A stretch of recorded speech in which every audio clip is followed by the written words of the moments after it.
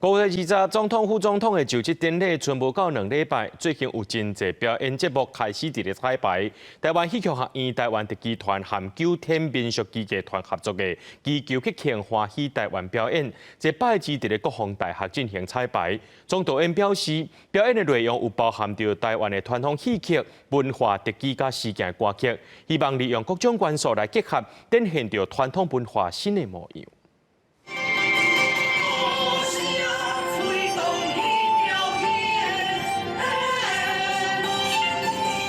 结合歌戏、客戏、京戏、战鼓甲特技，这是5月20日总统就职典礼顶看到的祈求吉庆欢喜台湾表演。台湾戏剧学院、台湾特技团和9天民俗技艺团合作，总共184个人参与演出。拜二伫国防大学进行彩排。总导演表示，这届表演利用众神做主题，除了要庆祝新的总统、副总统上任，也是对台湾的一款祝福。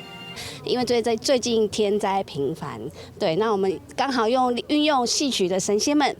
然后下凡来到就是台湾，然后保护这块台湾宝岛，来保佑台湾人民能够天佑台湾。台湾戏剧学院培养侪传统表演艺术的人才，参与这届演出的学生，拢感觉真荣幸，通和无共学系团体做伙表演。其中负责特技表演的学生表示，因为着这届表演，逐工上无练3点钟，也较注心伫互相耍位的部分，确保动作做了有正确。 最少每天3个小时，因为场地又很大，人数又很多，所以我们的准备比较多是像走位啊，比如说会有交叉这种队形，然后有翻跟斗的很容易撞到，所以我们会对这种东西很注重。